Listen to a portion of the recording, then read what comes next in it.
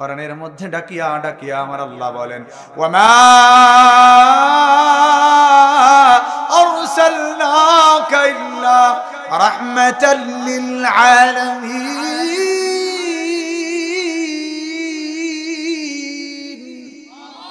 আল্লাহ পাক রব্বুল আলামিন বলেন, গোটা জমিনের মানুষ শুনো, আমি আমার হাবিবকে আমি আল্লাহ তাআলা কতটা দয়ার নবী, কতটা মায়ার নবী বানিয়েছি। গোটা জমিনের জন্য আমি আল্লাহ পাক রব্বুল আলামিন আমার হাবিবকে দয়ার নবী আর মায়ার নবী বানায়া পাঠাইছি। সুবহানাল্লাহ। নবী দু জাহান, গোটা জগতের জন্য রহমত। কেমন রহমত আমার হাবিব, কেমন দয়ার নবী আর কেমন মায়ার নবী। নবী দু জাহান সাইয়্যিদুল কাউনাইন হাবিবে কিবরিয়া হাদিসের মধ্যে ইরশাদ করেন, প্রতিজন নবীকে আল্লাহ পাক রব্বুল আলামিন একটা করে দোয়া দিয়েছিলেন। লিকুল্লি নাবিয়্যিন দাওয়াতুন মুস্তাজাবা। প্রতিজন নবীকে আমার আল্লাহ একটা করে বিশেষ দোয়া দিয়েছিলেন। কঠিন মুহূর্তে নবীগণ ওই দোয়াগুলো করে গিয়েছেন। প্রতিজন নবী তার দোয়াটাকে দুনিয়ার জমিনেই ফুরায়া গেছেন। আল্লাহর হাবিব বলেন, ওয়ানা আখতাবিউ দাওয়াতি শাফাআতান লিউম্মতি ইয়াউমাল কিয়ামা। আমার আল্লাহ আমারেও একটা এমন দোয়া দিয়েছিলেন, মুসিবতের মুহূর্তে যদি আমি আমার আল্লাহর কাছে ওই দোয়াটা করতাম। যখন তায়েফের ময়দানে আমি রক্তাক্ত হয়েছিলাম, জিবরিল আমিন এসেছিল। জিবরিল আমিন আমাকে যখন বলেছিল, মুরনি ইয়া রাসূলুল্লাহ, আল্লাহর হাবিব গো, আপনি শুধু আমার একটু বলেন, উতবিকু আলাইহিমুল আকশাবাইন, দুই পাশের পাহাড়গুলাকে আমি চাপা দিয়া তায়েফের মানুষগুলারে একেবারে নির্মূল করে দেব। নবীজি তখন বলেছিলেন, আমি দয়ার নবী, লাআল্লাল্লাহ আইয়ুখরিজা মিন আসলাবিহিম আইয়ুহিদাল্লাহ তাআলা। আমার আল্লাহ হতে পারে ওদের থেকে এমন মানুষদেরকে বের করে আনবেন যারা আল্লাহ পাক রব্বুল আলামিনের একত্ববাদের কালিমার সাক্ষ্য দেবে। জোরে কন্না সুবহানাল্লাহ। এজন্য দয়ার নবী মায়ার নবী ওদের জন্য বদদোয়া করেন নাই। সম্মানিত হাজিরিন, বলছিলাম আমার আল্লাহ পাক রব্বুল আলামিন নবীকে কেমন দয়ার নবী বানিয়েছেন। আল্লাহর হাবিব সাল্লাল্লাহু আলাইহি ওয়াসাল্লাম বলেন, ইন্নী আখতাবিউ দাওয়াতি শাফাআতান লিউম্মতি ইয়াউমাল কিয়ামা। আমি আল্লাহ পাক রব্বুল আলামিনের পক্ষ থেকে যেই দাওয়াতে মুস্তাজাবাটা পেয়েছি, সেটা আমার উম্মতের জন্য শাফাআত হিসাবে কিয়ামতের ময়দানের জন্য রেখে দিয়েছি। জোরে কন্না সুবহানাল্লাহ। নবী আমার কাছে আপনার কাছে জানের চাইতেও প্রিয় হতে হবে। যেমনটি নজরানা দেখিয়েছেন সাহাবায়ে কেরাম। সাহাবায়ে কেরামের মাঝে নবীর মহব্বত এতটা বেশি ছিল, জান কুরবান করে দিছে। আল্লাহর হাবিবের মহব্বতে নিজের জানটা পর্যন্ত কুরবান করে দিয়েছে। নবীর এতটা মহব্বত থাকার কারণে আল্লাহ কোরআনে ঘোষণা দিয়েছেন, ওয়াকুল্লাউ ওয়া'আদাল্লাহুল হুসনা। আল্লাহ বলেছেন, তোদের প্রত্যেকের জন্য আমি আল্লাহর পক্ষ থেকে জান্নাতের নজরানা। জোরে কান সুবহানাল্লাহ। সম্মানিত হাজিরিন, নবীর ভালোবাসা এটা আমার আপনার ভিতরে না থাকাটা বেবরকতের জিন্দেগি, বেআমলের জিন্দেগির কারণ। আজকে সকাল 10:38 একটা ভূমিকম্প হয়েছে কিনা? হালকা না অনেক বেশি পরিমাণে হয়েছে? আমি আমার জীবনে এমন দেখি নাই। অনেকে যারা আছেন বয়স্ক হয়তো আগে হয়েছে কিনা জানি না, কিন্তু আমি এর আগে কখনো এইরকম দেখি নাই। আজকের যে ভূমিকম্পটা হলো, হতে পারতো কারো জীবনের আজকের শেষ সময় হয়েছেও। ঢাকায় 3 জন মানুষ একেবারে মারা গেছে এই ভূমিকম্পে। উপর থেকে কার্নিশ ভেঙে পড়ছে, মারা গেছে। আজকে আমার আপনার এটা শেষ সময় হতে পারতো কিনা? কথা কন, হতে পারতো কিনা? আজকের এই সময়টা আমার শেষ সময় হয়ে যাইতে পারতো রে বাজার। আজকে যারা ফজরের নামাজ পড়ে নাই, আজকের ফজরের নামাজ যাদের মিস ছিল, শুক্রবার জুমাবারে 10:38 যখন ভূমিকম্প হলে, যখন ওই সময়টাতে কোন মানুষটা না জানি চলে যাইতো। যদি ফজর নামাজ ছাড়া অবস্থায় যাইতো তাহলে ঈমান পাইতো কিনা কে গ্যারান্টি দিবে? কে গ্যারান্টি দিবে? কোন এক শুক্রবারে এভাবে দুনিয়ার জমিন থেকে সব হারায়া যাবে। এবার বাজান দিলের কান লাগায়া কথাগুলো শুনেন। আল্লাহ পাক রব্বুল আলামিন সূরা আল হজ 1 নম্বর আয়াত থেকে আল্লাহ শুরু করে 2 নম্বর আয়াত পর্যন্ত আল্লাহ তাআলা কিয়ামতের ভয়াবহতা সম্পর্কে আল্লাহ বুঝাইছেন। আজকে দুনিয়ায় প্রভাব প্রতিপত্তি আছে, আজকে দুনিয়ায় মুতাকাব্বির হইয়া অহংকারী হইয়া দুনিয়ার জমিনে দাপট দেখায় বেড়ায়। আল্লাহ পাক রব্বুল আলামিন কিয়ামতের ময়দানে জমিন আসমানটাকে নিজের কবজায় লয়ে লইবেন। সেদিন আল্লাহ পাক রব্বুল আলামিন বলবেন, আইনাল মুতাকাব্বিরুন, কোথায় রে অহংকারীরা, কোথায়? আইনাল জাব্বারুন, প্রভাব প্রতিপত্তিওয়ালারা কোথায়? কেউ কোনো জবাব দেয় না। সেদিন আল্লাহ পাক রব্বুল আলামিন কুদরতি জবানে নিজেই বলবেন, লিমানিল মুলকুল ইয়াউম, আজকে রাজত্ব কার, আজকে রাজত্ব কার? জোরে আওয়াজ করে কন্যা, সেদিন রাজত্ব কার? আরেকটু জোরে কোন কার? সেই আল্লাহ পাক রব্বুল আলামিন নিজেই জবাব দিয়া বলেন, লিল্লাহিল ওয়াহিদিল কাহার, যে আল্লাহর সামনে আর কোনো পরাক্রমশালী নাই। সেই আল্লাহ কিয়ামতের ময়দানে বিচার কার্য পরিচালনা করবেন। সম্মানিত হাজিরিন, আল্লাহ পাক রব্বুল আলামিন সূরা আল হজের 1 নম্বর আয়াতে বলেন, ইয়া আইয়ুহান নাস ইত্তাকু রাব্বাকুম, হে দুনিয়ার মানুষ সকল শোনো, তোমরা তোমাদের রবকে ভয় করো। কারণ কি জানো? জানো জানো আমি আল্লাহ বলি, ইন্না জালজালাতাস শাইউন আযীম। কারণ কিয়ামতের দিনের প্রকম্পন এটা মহা ভয়াবহ এক ব্যাপার হবে। কেমন ব্যাপার হবে আল্লাহ বুঝাইছেন। আল্লাহ পাক রব্বুল আলামিন সূরা তাকবীরের মধ্যে বলেছেন, ইদাশ শামসু কুওয়ারাত, যেদিন সূর্য নিষ্প্রভ হয়ে যাবে, আলো হারিয়ে ফেলবে, সূর্যের কোনো আলো থাকবে না, পৃথিবীটা অন্ধকারাচ্ছন্ন হয়ে যাবে। ইদাশ শামসু কুওয়ারাত ওয়া ইদান নুজুমু ইনকাদারাত, পুরা পৃথিবীর চাইতে হাজার লক্ষ কোটি গুণ বড় তারকারাজিগুলো আছড়িয়ে পড়বে বিক্ষিপ্ত ভাবে জমিন থেকে, পৃথিবীর আসমান থেকে এগুলো হারিয়ে যাবে, বিক্ষিপ্ত হয়ে জমিনের উপরে আছড়ে আছড়ে পড়বে। ওয়াইদাল জিবালু সুইরাত, পাহাড়গুলোকে তোলার মতো উড়াতে থাকা হবে। কোনো এক শুক্রবারেই এভাবে কিয়ামত হয়ে যাবে। এজন্য সম্মানিত হাজিরিন, জীবনের বহু সময় পার হয়ে গেছে বাজার, আর সময় নষ্ট করা যাবে না। আজকের আলোচনাটুকুনকে দেখেন জিন্দেগির পরিবর্তনের কারণ বানানো যায় কিনা। আল্লাহ পাক রব্বুল আলামিন কবুল করেন। জোরে বলুন আল্লাহুম্মা আমিন। আল্লাহ বলেন সূরা হজের 2 নম্বর আয়াত, ইয়াউমা তারাউনাহা তাদহালু কুল্লু মুরদিআতিন আম্মা আরদাত, প্রতিটা গর্ভধারিণী মা তার সন্তানকে অকাল গর্ভটাকে প্রসব করে দেবে, যন্ত্রণায় ছটফট করতে থাকবে। প্রতিটা মা তার দুগ্ধদানকারিণী মা তার সন্তানটাকে ভুলে যাবে। আপনি তাকা দেখবেন দুনিয়ার মানুষগুলারে কেমন মাতালের মতো অবস্থা করে, কেমন পাগলের মতো পাগলামি করে। ওরা আসলে পাগল নয়, আমি আল্লাহর ধরা বড় কঠিন। এই জন্য নবীর মহব্বত দিলে আনেন। নবীর মহব্বত দিলের ভিতরে থাকলে আমল করা সহজ, জান্নাতে যাওয়াও সহজ। নবীর মহব্বত দিলের ভিতরে ছিল, ভরপুর ছিল। সাহাবায়ে কেরামের কেমন মহব্বত নিয়ে সাহাবায়ে কেরাম চলেছেন। মুতার যুদ্ধের ঘটনা 8ম হিজরিতে আল্লাহর হাবিব সাল্লাল্লাহু আলাইহি ওয়াসাল্লাম ঘোষণা করলেন, মদিনায় সব সাহাবায়ে কেরামকে জমায়েত করলেন। সাহাবায়ে কেরামের সংখ্যা হলো মাত্র 3000। এদিকে রোমান বাহিনী এসেছে, রোমান সম্রাট এসেছে 1 লক্ষ সৈন্য বাহিনী লইয়া। মুতার প্রান্তরে ওরা উপস্থিত হয়ে গেছে। আল্লাহর হাবিব সাল্লাল্লাহু আলাইহি ওয়াসাল্লাম সেনাবাহিনীর দল পাঠাবেন। নবী দু জাহান সাইয়্যিদুল কাউনাইন এবার বললেন, আজকে মুতার প্রান্তরে 1 নম্বরের সেনাপতি হবে যায়েদ বিন হারেসা, আমার পালক পুত্র। সাহাবায়ে কেরাম বিস্মিত হলেন, কারণ কোন সেনাবাহিনীর সেনাপ্রধান হয় একজন। কয়জন? একজনই তো সেনাপ্রধান হয়। তবে নবীজি কেন প্রথম সেনাপতি বললেন?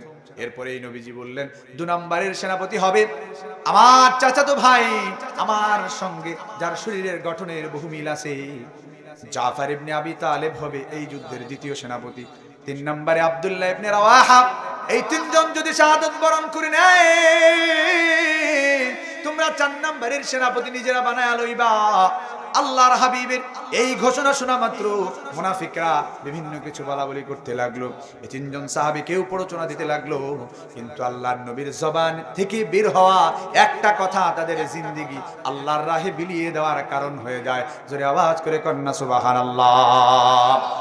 আল্লাহর নবী বললেন, যায়েদ রে, যাও তোমার বাড়িতে যাইয়া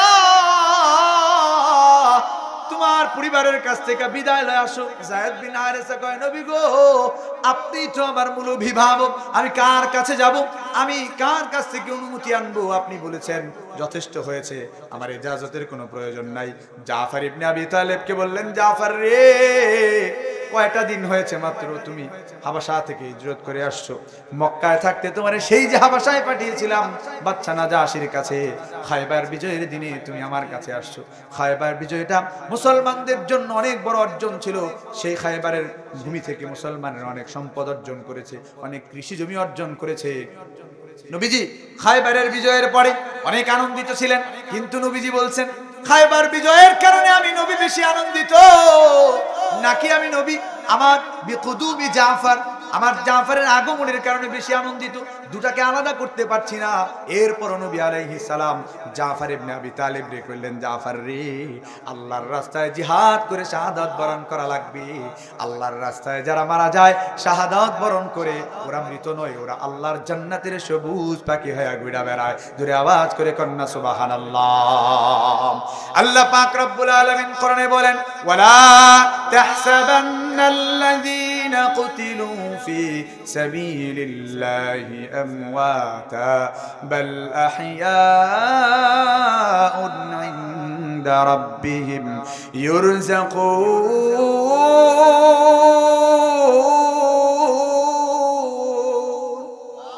জোরে কয়েন আল্লাহু আকবার। যারা আল্লাহর রাহে শাহাদাত বরণ করে ওরা আল্লাহর কাছে মৃত নয়, তোমরা তাদেরকে মৃত ভেবো না। ওরা আল্লাহর জান্নাতের সবুজ পাখি হইয়া জান্নাতের প্রতিটা জায়গায় জায়গায় ঘুরে বেড়ায়। সুবহানাল্লাহ। এবার জাফর ইবনে আবি তালেব বললেন, নবী গো, আমার তো পরিবারের কাছে যাওয়ার কোনো প্রয়োজনই নাই, আপনি বলছেন বিদায় যাব, পরিবারের 2টা ছোট্ট বাচ্চা আছে আমার। এবার জাফর ইবনে আবি তালেব গেলেন বিবির কাছে, বললেন, বিবি গো, আমার জন্য তুমি আজকে শাহাদাতের দোয়া করো। বিবি বলে, না, আপনার জন্য শাহাদাতের দোয়া করা যাবে না, আপনার জন্য 2টা সন্তান এই পরিবারে আছে, আমি আপনার জন্য গাজী হওয়ার দোয়া করছি, আপনি গাজী হয়ে ফিরে আসেন। আপনার জন্য শাহাদাতের দোয়া আমি করতে পারছি না, আপনি গাজী হবেন এমন দোয়া আমি করছি। সঙ্গে সঙ্গে জাফর ইবনে আবি তালেব কোমর থেকে খঞ্জরটা বের করে উল্টা দিকে ডান হাত দিয়ে স্ত্রীর বাম হাতটাকে চেপে ধরে হাতের মধ্যে একটা আঘাত করলেন।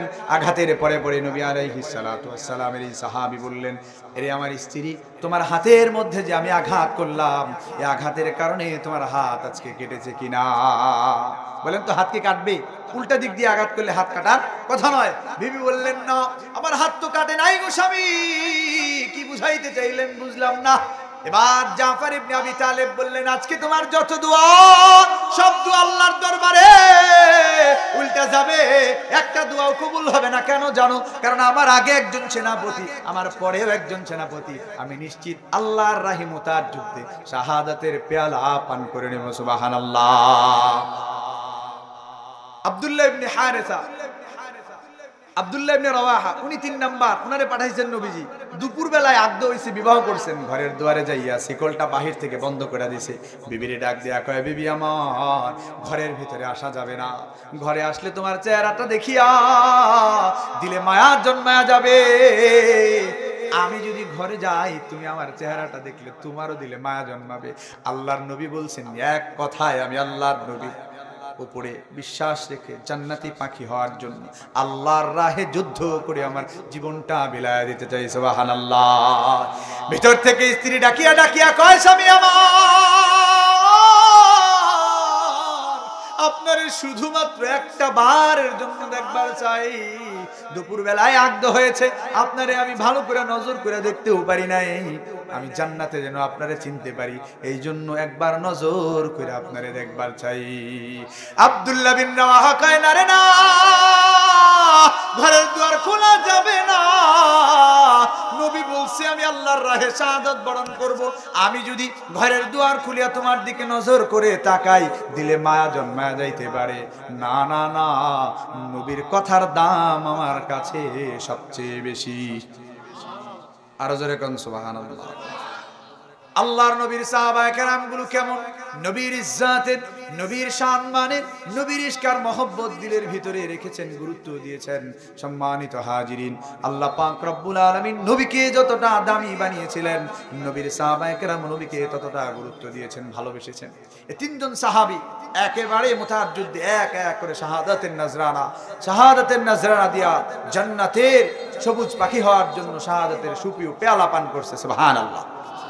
আমি আপনাদেরকে এখন থেকে সামনে কয়েকটা বর্ণনা শোনাবো, নবীর মহব্বত সাহাবায়ে কেরামের দিলে কেমন ছিল, আর আমার আপনার এখানে এটা কোষ্ঠী পাথর দিয়ে পরীক্ষা হয়ে যাক যে আমার আপনার দিলে কতটুকু আছে।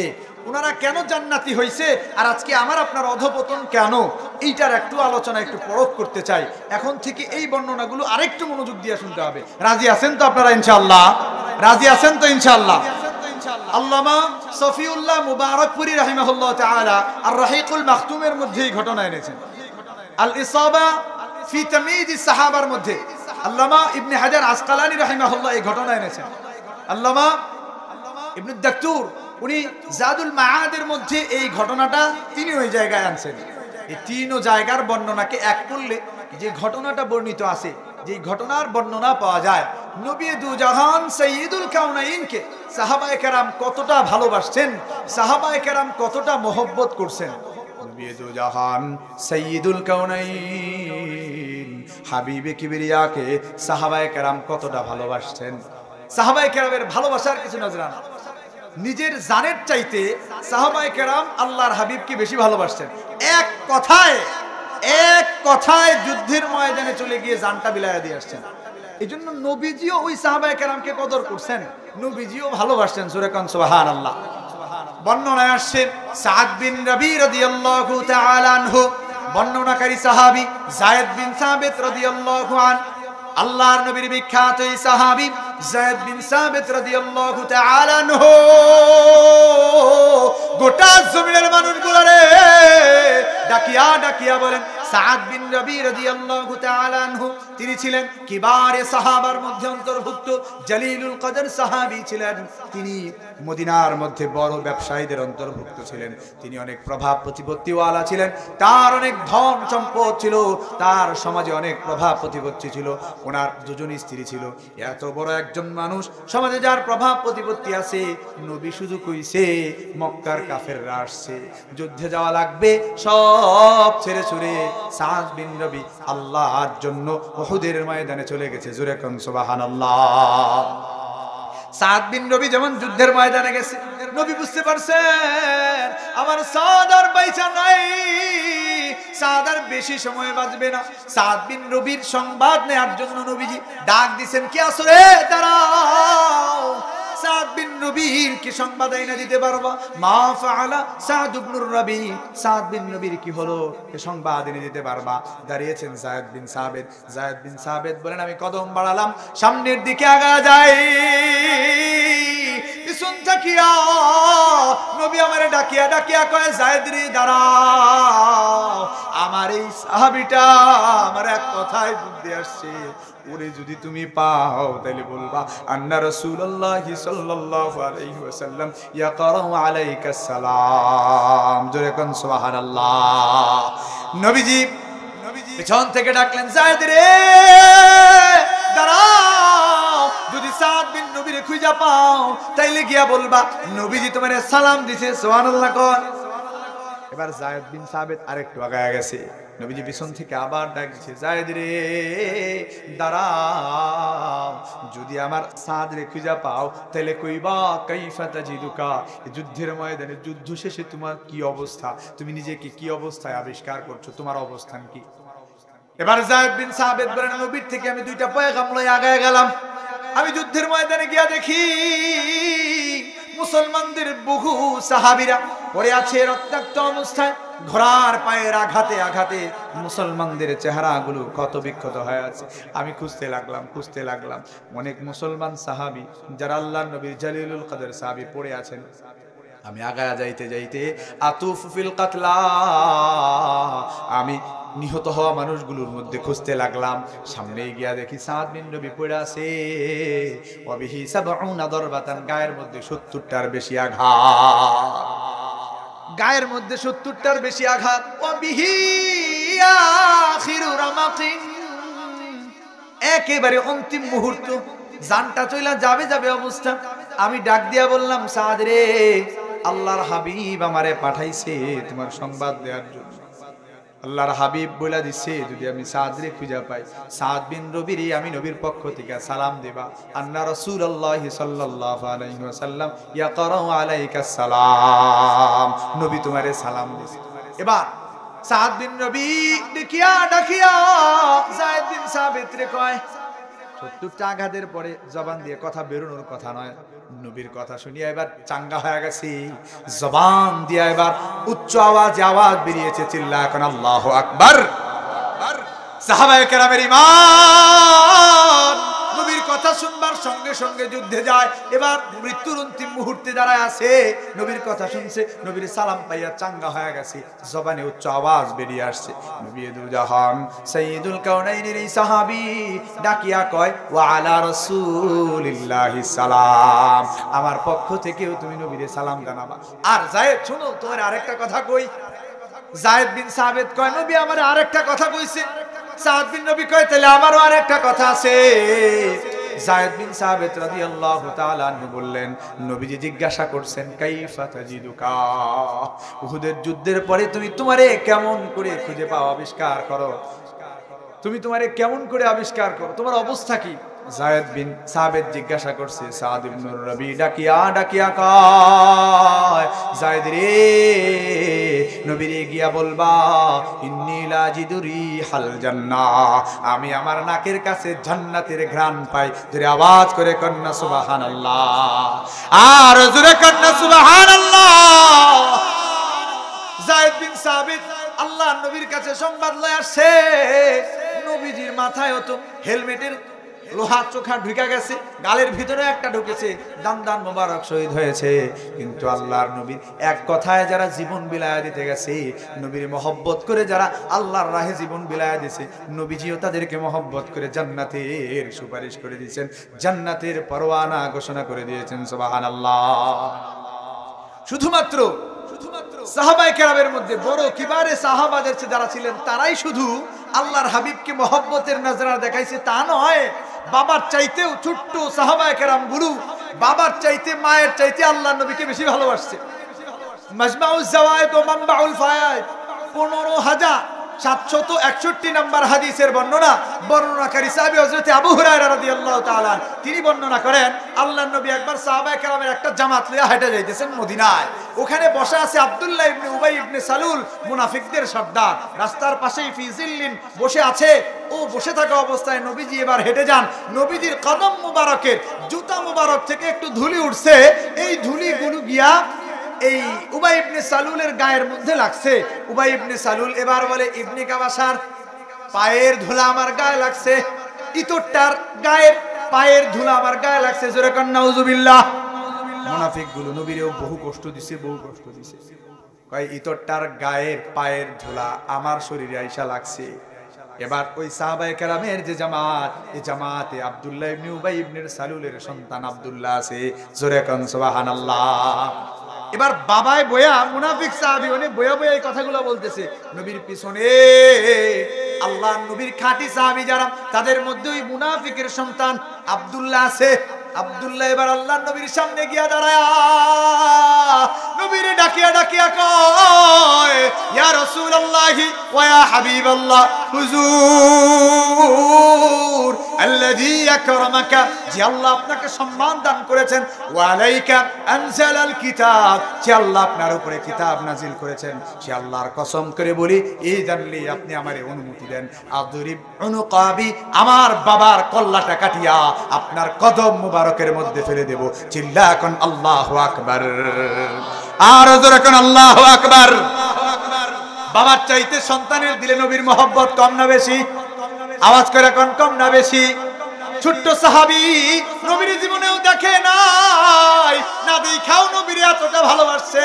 তালহা ইবনুল বারা বর্ণনায় আসছে, মাজমাউজ যাওয়ায়েদ ওয়া মানবাউল ফাওয়ায়েদ, এই কিতাবের মধ্যে হাদিস এসেছে 15969 নম্বর হাদিসের বর্ণনা।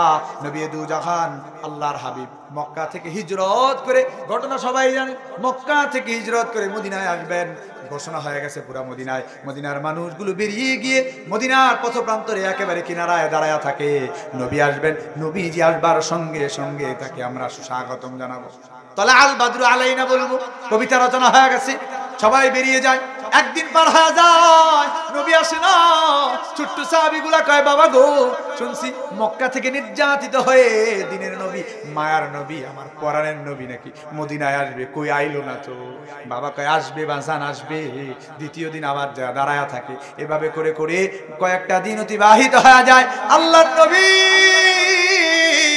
মক্কা থেকে নির্যাতিত হয়ে বন্ধু আবু বকরকে সঙ্গে লইয়া মদিনার দিকে যাত্রা করে মদিনায় যখন চলে আসলেন, আল্লাহর হাবিব তো একদিন মদিনায় এসে উপস্থিত হয়ে গেলেন। এবার মদিনার সকল সাহাবায়ে কেরাম, সকল মানুষগুলো, ছোট্ট ছোট্ট বাচ্চাগুলো তালা আল বাদরু আলাইনা পড়তে লাগলো সুবহানাল্লাহ।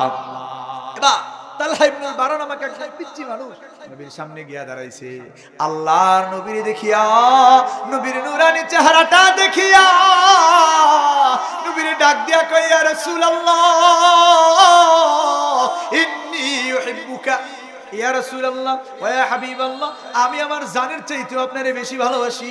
ওগো নবী, আমি আমার কলিজা থেকে আপনারে ভালোবাসি। আল্লাহর নবী এত ছোট সাহাবী, এত ছোট্ট মানুষটার নবীর প্রতি ভালোবাসা দেখিয়া নবী কয় পরীক্ষা করা লাগে। ফাজিবান নবী সাল্লাল্লাহু আলাইহি ওয়াসাল্লাম ওয়া হুয়া গোলাম, নবী আশ্চর্যান্বিত হলেন, এত ছোট্ট মানুষ কেমনে করে নবীর ভালোবাসা প্রকাশ করে। আল্লাহর নবী এবার ডাকিয়া ডাকিয়া কয় তালহা রে, তুমি আমারে কেমন ভালোবাসো পরীক্ষা দেওয়া লাগবে। তালহা ইবনে বারা কয় যা বলবেন নবী, আপনি এই মুহূর্তে যা আমারে আদেশ করবেন আমি তাই করে দেখাবো। নবী আলাইহিস সালাতু ওয়াস সালাম তার ভালোবাসার পরীক্ষা নেওয়ার জন্য আল্লাহর হাবিব বললেন, তুমি তোমার বাবার গর্দান যদি আমার কাছে আনিয়া দিতে পারো তালহা রে, তাইলে মনে করব তুমি আমারে সবচেয়ে বেশি ভালোবাসো। তালহা ইবনুল বারা আর দাঁড়ায় নাই, মুহূর্ত কাল না দাঁড়ায় সামনের দিকে দৌড় লাগাইছে। চিল্লা কর আল্লাহু আকবার। সামনের দিকে দৌড় লাগাইছে, পেছন থেকে নবীজি ডাকিয়া বলেন তালহা রে, আমি তো লাম উবাস বিকাতিয়াতি রাহিমি, আত্মীয়তার সম্পর্ক ছিন্ন করার জন্য পীড়িত হই নাই। দাঁড়া তালহা, তোর ভালোবাসার পরীক্ষা হয়ে গেছে। তুই ভালোবাসার পরীক্ষায় ফার্স্ট ডিভিশনে পাস করেছিস। ইন্নী উহিব্বুকা ইয়া তালহা, তালহা রে আমি নবীজিও তোর ভালোবাসা দিয়ে দিলাম। সুবহানাল্লাহ। এবার ভাগ্যের কি নির্মম পরিহাস, কয়টা দিন যাইতে না যাইতেই তালহা ইবনে বারা অসুস্থ হয়ে গেছে। তালহা ইবনুল বারা ছোট্ট মানুষ, নবীজিরে কইছি দিল দিয়ে আপনারে ভালোবাসি, নবীজিও ভালোবাসছে। এবার তালহা ইবনুল বারা অসুস্থ হয়ে গেছে, অসুস্থ হয়ে বিছানায় পড়া। নবীজি তালহা ইবনুল বারার ভালোবাসায় আল্লাহর হাবিব এবার তাকে দেখতে আসছেন। ফাআদা রাসূলুল্লাহ সাল্লাল্লাহু আলাইহি ওয়াসাল্লাম, নবী এবার তালহা ইবনুল বারার বাড়িতে আসছে। নবীরে যারা ভালোবাসে নবীও তাদের ভালোবাসে, ঠিক কিনা? নবীরে যারা ভালোবাসে নবীও তাদের ভালোবাসে। নবীর ভালোবাসা যাদের দিলে আছে রে বাজান, কতদিন হয়ে যায় তুমি নবীর দাড়িগুলারে কাইটা কাইটা নবীর খুলি যায় তুমি আঘাত করো। কতদিন হয়ে যায় নবীর সুন্নাহগুলো তুমি পালন করো না। বলদিয়াটার মানুষ নবীরে চিনে না। যেই নবী এখনো শুয়া শুয়া কবরে জিন্দা নবী আমার আপনার জন্য আল্লাহ পাক রব্বুল আলামিনের কাছে কাঁদে, সেই নবীর মহব্বত বান্দাগুলো দিলের ভিতরে রাখে না। কথা ঠিক কিনা? সম্মানিত হাজিরিন, তালহা ইবনুল বারার ভালোবাসায় নবীজি একবার বাড়িতে চলে গেছেন। তালহা ইবনুল বারাকে দেখছেন। আল্লাহর নবী এবার তালহা ইবনুল বারাকে দেখিয়া নবীজির দিলের ভিতরে বিশ্বাস জন্মায় গেছে, তালহা আর বুঝি বাজবে না। অন্তিম সময় চলে আসছে। নবীজি খুব ব্যথিত হলেন। নবীজি বেরিয়ে গেলেন। ঘর থেকে বেরোনোর পরে ডাকিয়ে আনলেন, বাবা, এরে তালহার মা, আসো একটু তোমাদের সঙ্গে কথা আছে। কলিজা ছেঁড়া ধন যার হারায় সেই বুঝে কেমন। বাবা মারে ডাক দিয়া আইনা আল্লাহর নবী এবার ডাকিয়া ডাকিয়া কয়, আরে তালহার বাবা, তালহার মা, তোমাদের বলি শোনো, তালহা বুঝি আর বেশি সময় বাঁচবে না। কিন্তু আমি যে আবার তালহারে ভালোবাসছি রে, এই ভালোবাসার কসম দিয়া বলি রে, তালহা যদি মারা যায়, রাতের বেলায় যদি মারা যায়, তালহা বেশি সময় আর বাঁচবে না। তালহা যদি রাতের বেলায় মারা যায়, আমি নবীরে সংবাদ দিবি, আমি নবীরে জানাবি, আমি নবী আসবো, আমি নবীজি তালহারে নিজ হাতে গোসল দেব, ওর জানাজাটা আমি নবী নিজে পড়াবো, ওরে দাফনও আমি নবী নিজ হাতে করবো। সুবহানাল্লাহ। এই সব কাজগুলো আমি আমার নিজ হাতে করবো। তালহা ইবনে বারা দূর থেকে দেখতেছেন নবীজি কি যেন বলতেছেন বাপ মায়ের, বাবা মায়ের সঙ্গে আলোচনাটা শেষ হয়ে গেছে। নবীজি এইবার যখন তালহা ইবনুল বারার বাড়ি থেকে বেরিয়েছেন, তিনটা ইহুদদের গোত্র পাড়ি দিয়া নবীজি যেখানে থাকেন হুজরায় যাওয়া লাগে। তালহা ইবনুল বারা এবার বাবাকে ডাকছেন, বাবা গো, বাবা, যন্ত্রণা বাড়িয়া গেছে, আমি মনে হয় আর বেশিক্ষণ বাঁচবো না। আমার বাবা ও আমার মা, তোমাদের কলিজা ছেঁড়া ধনটা আজকে বুঝি আর রইবে না। কিন্তু শেষ মুহূর্তে আমার নবী কি কইছে, আল্লাহর কসম দিয়া বলি সত্য কইরা কইবা। কি বললেন নবীজি? একটু আগেই দেখলাম তোমাদের সঙ্গে শেষ একটা কথা বইলা গেছে। কি বলে গেছেন বলো বলো? তালহা ইবনুল বারার বাবা এবার সন্তানটারে ডাকিয়া ডাকিয়া কয়, আল্লাহর কসম দিয়েছি, বলাই তো লাগে। নবীজি বলছে, তালহা রে, তোর আর দুনিয়ার জমিনে বেশি সময় বাকি নাই। নবী বলছে, তুই আর জমিনে বেশি সময় বাঁচবি না, তুই যখন মারা যাবি রে তালহা। নবী বলে গেছে, তুই যে নবীর ভালোবাসা দেখাইছি, নবীও তোরে ভালোবাসছে, ওই কারণে নবী বলে গেছে, তুই যদি রাতের বেলায় মারা যাস, তাইলে নবী বলছে নবীরে খবর দিতে, নবী নিজে আইসা নিজ হাতে গোসল দিয়া তোর জানাজাটা পড়াইয়া দাফনের ব্যবস্থা করবে। সুবহানাল্লাহ। এবার শুনেন তালহা ইবনুল বারা কি বলেছেন। নবীর ভালোবাসায় তালহা ইবনুল বারা এবার ডাকিয়া ডাকিয়া কয়, বাবা, রাতের বেলায় যদি আমি মারা যাই রে বাবা, নবীরে জানায়ও না। কেন জানাবা না? কেন জানাবা না? নবীর শেষ মুহূর্তের গোসল, নবীর পক্ষ থেকে নবীর জানাজাটা পড়ানো, নবীর হাতে আমি দাফন হতে পারা, এটা তো আমার আল্লাহর কাছে আমার নাজাতের জরিয়া হয়ে যাবে, এটা তো আমার জন্য বড় পাওয়া। কিন্তু তোমরা নবীরে জানাবা না, রাতের বেলায় নবীরে কোনো সংবাদ দিবা না। শীতের রাতে নবী আমার দেখতে আসছিলেন, ফি শীতাইন ওয়া ফি গায়মিন ওয়া ফি বারাদিন, কুয়াশাচ্ছন্ন রাত, রাতের বেলায় ঠান্ডা সময়ে নবীজি আমারে দেখতে আসছিলেন। চাচা গেতাছেন গা, চা খাবার দেন, আমরা নিয়ে যান। সম্মানিত হাজিরিন, আমি আসলে বারবার কেন এই কথাটা বলতেছি যে কোরআনের মজলিস এইটা এইভাবে বেহুরমতি দেখা উঠে যাইতে হয় না। অনেকের চাপ থাকতে পারে, চিন্তার চাপ থাকতে পারে, যান বাজান, কিন্তু এভাবে উঠে উঠে আপনারা চলে যাবেন না। আপনাদের কাছে বিনীত আরো, যতক্ষণ আসেন ইনশাআল্লাহ আপনারা ভরপুর এখানে আলোচনা পাবেন, দিলের খোরাক পাবেন। আল্লাহ কবুল করেন, জোরে বলুন আল্লাহুম্মা আমিন। সম্মানিত হাজিরিন, নবী দু জাহান সাইয়্যিদুল কাউনাইন তালহা ইবনুল বারাকে জানাজা দিবেন, কিন্তু নবী দু জাহানকে রাতের বেলায় সংবাদ দিতে তালহা নিজে না করতেছে। কেন?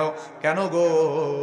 হলদিয়াটার মানুষে ইতিহাসের কিতাবে, হাদিসের কিতাবের মধ্যে জানা দেওয়া হয়, আল্লাহর নবীর রাতের বেলা তালহা ইবনুল বারা কেন আসতে নিষেধ করতেছে? কারণ নবী যেখান থেকে আসে তিনটা ইহুদি গুদ্রুপ পানি দিয়ে আসা লাগে। ইহুদিরা নবীর জানের দুশমন, রাতের বেলায় সুযোগ পাইলে নবীরে হত্যা করতে পারে। রাতের বেলায় যদি সুযোগ পাওয়া যায় নবীদের হত্যা করে ফেলতে পারে। এই জন্য তালহা ইবনুল বারা ডাকিয়া ডাকিয়া কয়, আমি নবীর জানাজা পাবো, এটা তো আমার খুশনসিবি, কিন্তু রাতের বেলায় যদি নবী আসে তাইলে তো আল্লাহর নবীর উপরে হামলা হওয়ার আশঙ্কা আছে। আল্লাহর নবী যদি রাতের বেলায় আসতে যায় নবীর প্রাণের শঙ্কা আছে গো। এই জন্য বাবা তোমারে বলি, রাতের বেলায় যদি আমি মারা যাই আমার নবীরে তুমি কিচ্ছু বলবা না, আমারে তোমরাই দাফন কাফন করে শেষ করে দিবা। বনু সালামা গোত্র পর্যন্ত নবী যাইতে পারেন নাই। তালহা ইবনুল বারা দুনিয়ার জমিন ছেড়ে পরপারে রফিকে আলার বন্ধু হয়ে গেছে। জোরে কন্না সুবহানাল্লাহ।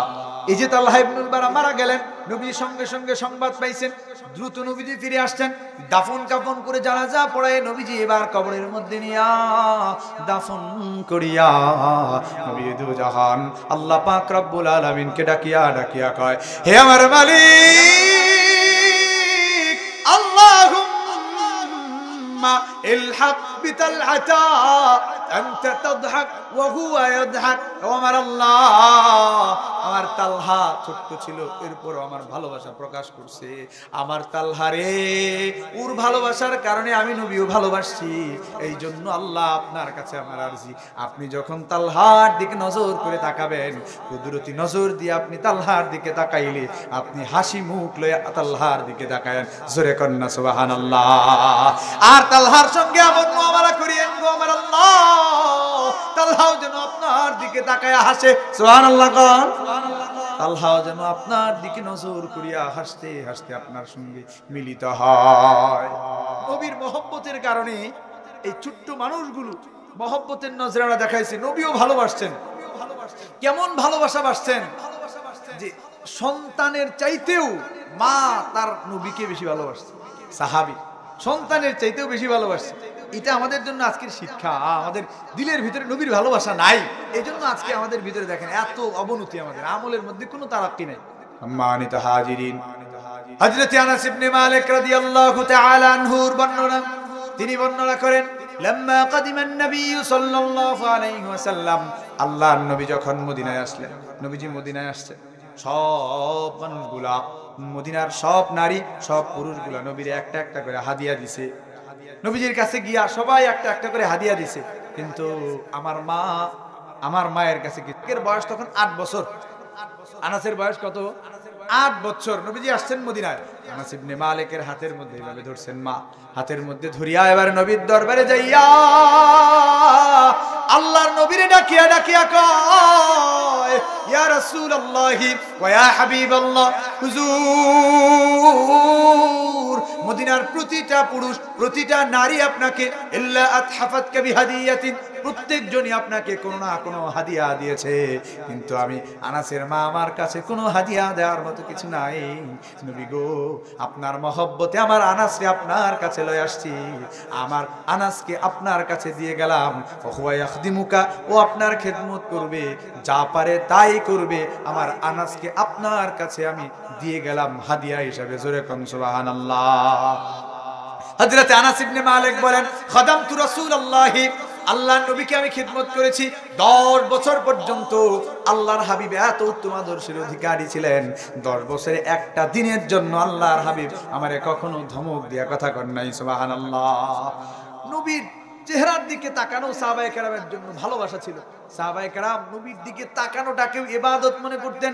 নবীর দিকে নজর করতে পারা, নবীর দুনয়ন দিয়া দেখবে। মদিনায় এক সাহাবী নবীকে দেখতে পারবে না বলে আল্লাহর কাছ থেকে নিজের নয়নের জ্যোতি হারায় ফেলছে। আব্দুল্লাহ ইবনে যায়েদ বিন আব্দ রাব্বিহি তপ্ত দুপুরে মদিনার খেজুরের বাগানে কাজ করে। আব্দুল্লাহ ইবনে যায়েদ বিন আব্দ রাব্বিহি মদিনায় তপ্ত দুপুরে রোদের মধ্যে কাজ করে। রাস্তা দিয়া এক সাহাবী যায়, ডাকিয়া ডাকিয়া কয়, মদিনায় নবী নাই রে,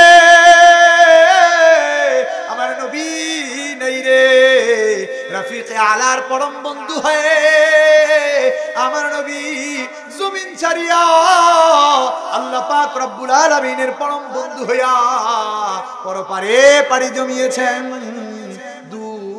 থেকে কান খাড়া করে শুনেছে। আব্দুল্লাহ বিন যায়েদ বিন আব্দি রাব্বিহি নবীর চলে যাওয়ার সংবাদ শুনিয়া আব্দুল্লাহ বিন যায়েদ বিন আব্দি রাব্বিহি নবীজিকে কতটা ভালোবাসে, নবীর মহব্বত দিলের ভিতরে কেমন ছিল। আব্দুল্লাহ বিন যায়েদ বিন আব্দি রাব্বিহি বা খেজুরের বাগানে কাজ করে, কাজকর্ম ফেলে দিয়ে আল্লাহ পাক রব্বুল আলামিনকে ডাকিয়া ডাকিয়া কয়, ও আমার আল্লাহ, জমিনে নবী নাই, ও জমিনের সবুজ গাছপালা আমি আর দেখতে চাই না। যে জমিনে আমার নবী নাই, ও জমিনের আলো বাতাস দুনয়ন দিয়ে আমি আর দেখতে চাই না। আমার আল্লাহ, আমার নয়নের আলো আপনি কাড়িয়া লন, সেদিন আপনি আমাকে আমার দুনয়নের আলো ফিরাইয়া দিয়েন, যেই দিন আমার হাবিব আমার দুনয়নের সামনে থাকবে। আওয়াজ বন্ধ নয়, চিল্লায়া কান সুবহানাল্লাহ। দোয়াটাও এমন দাওয়াতে মুস্তাজাবা। আল্লাহ পাক রব্বুল আলামিন সঙ্গে সঙ্গে আব্দুল্লাহ বিন যায়েদ বিন আব্দি রাব্বিহির দোয়াটাকে কবুল করিয়া লইছেন। সঙ্গে সঙ্গে আব্দুল্লাহ বিন যায়েদ বিন আব্দি রাব্বিহির চোখের আলো আল্লাহ কাড়িয়া লইছে। নবীরে দেখতে পারবে না, এইজন্য আল্লাহর কাছে দোয়া করছে, আল্লাহ যেই মদিনায় আমার নবী নাই, ওই মদিনার আলো বাতাস আমি আমার চোখ দিয়ে আর দেখতে চাই না। আজকের মুসলমান নবীরে ভালোবাসে না, আজকের মুসলমান নবীর সুন্নাহগুলো পালন করে না। নিজের জিন্দেগিতে সুন্নাহ নাই, নিজের পরিবারেও নবীজির কোনো সুন্নাহ নাই। সুন্নাহবিহীন জিন্দেগি বেবরকতের জিন্দেগি, সুন্নাহবিহীন জিন্দেগি আমলহীন জিন্দেগি, গায়রাতহীন জিন্দেগি। আল্লাহ পাক রব্বুল আলামিন নবীর মহব্বত দিলের ভিতরে ভরপুর দান করেন। জোরে বলুন আল্লাহুম্মা আমিন।